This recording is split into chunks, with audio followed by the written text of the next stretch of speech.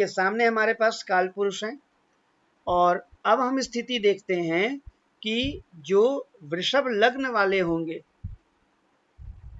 उनके संभावित रोग क्या हो सकते हैं। जिस प्रकार से यहाँ पे हम देख सकते हैं, कल हमने बात करी थी कि मेष मस्तक है। अगर काल पुरुष को हमने आदि शिव माना हो, शिव जी मान रहे हो, तो सिंपल सी बात है कि शिव जी का मस्तक जो है वो है मेष। तो शिव जी का जो मुख होगा, मुख से लेके ग्रीवा तक, गर्दन तक, है ना, वहां तक का हिस्सा जो है वो वृषभ राशि का होता है।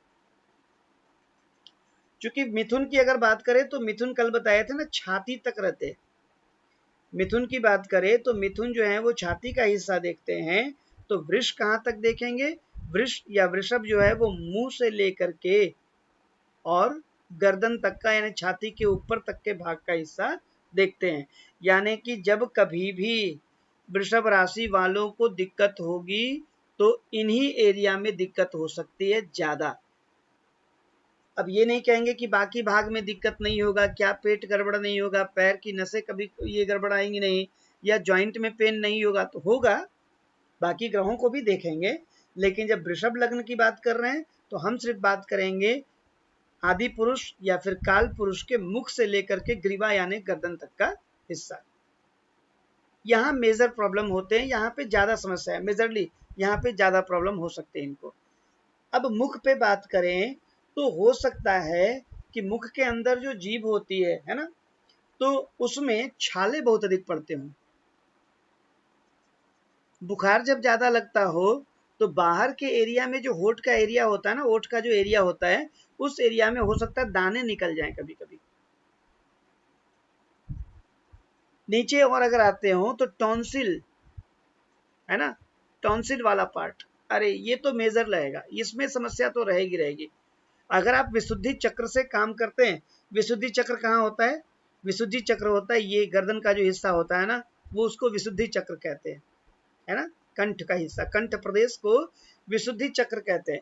और अगर आप विशुद्धि चक्र से काम लेते हैं, कौन कौन से लोग विशुद्धि चक्र से काम लेंगे, तो जिन्हें जो सलाहकार हैं वो विशुद्धि चक्र से काम ले रहे हैं, प्रोफेसर शिक्षण या जो टीचर लोग जो होते हैं जो शिक्षण संस्थान से जुड़े हुए हैं वो विशुद्धि चक्र से काम लेते हैं, कर्मकांडी विशुद्धि चक्र से काम लेते हैं, है ना।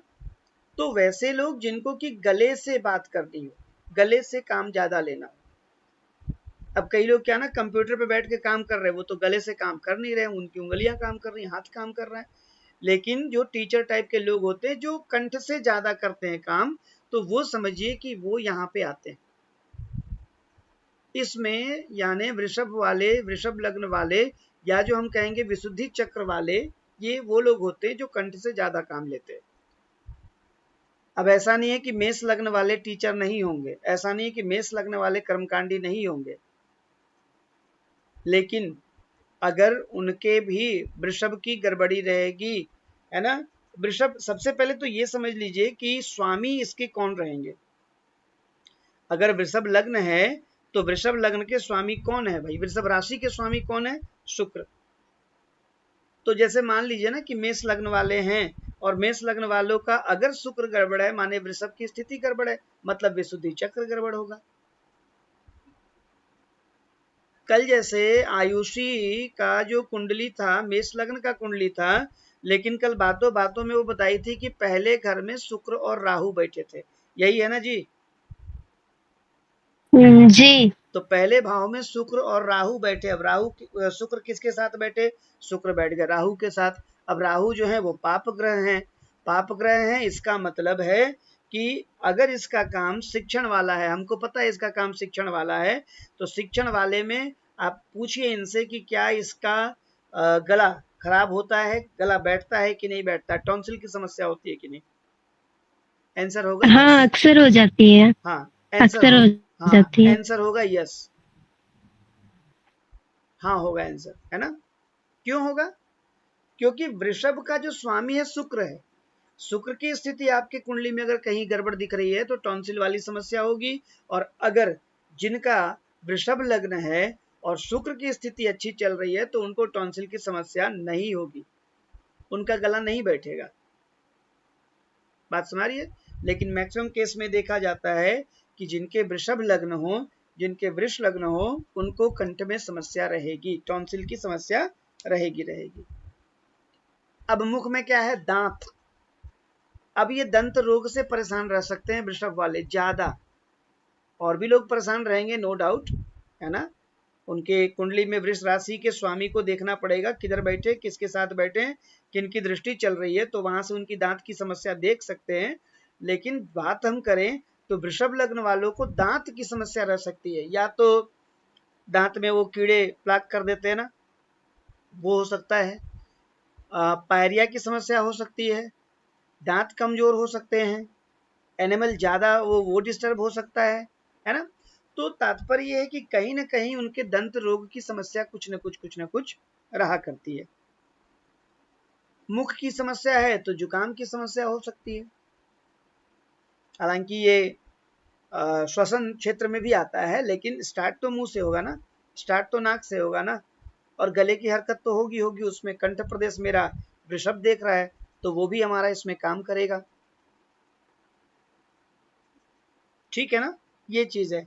अच्छा, क्योंकि मुख से खान पान की बात होगी तो पाचन में भी कहीं ना कहीं समस्या कर सकता है। खाने पीने के ऊपर कंट्रोल अगर नहीं रहेगा तो पाचन में कब्ज कब्जियत की भी शिकायत रह सकती है।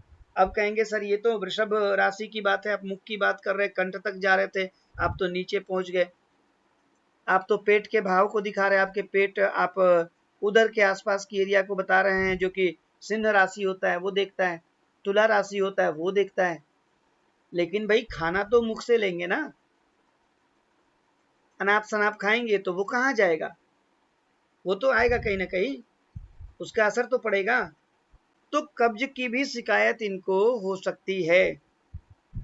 और एक चीज और है, अगर शुक्र की बात करें, और शुक्र अगर भ्रमित ग्रहों के साथ बैठ गया, जो ग्रह भ्रम देते हो, छाया ग्रह होते हैं दो, एक आपके राहु हो गए, एक आपके केतु हो गए, तो अगर इनके साथ इसका संसर्ग हुआ, किसी प्रकार से युति दृष्टि हुई, तो मति भ्रम के भी ये शिकार होते हैं।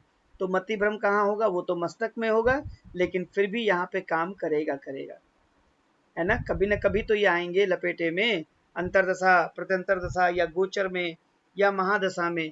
तो उस समय में जीवन में मतिभ्रम एक बार दो बार ऐसा होगा, नो डाउट।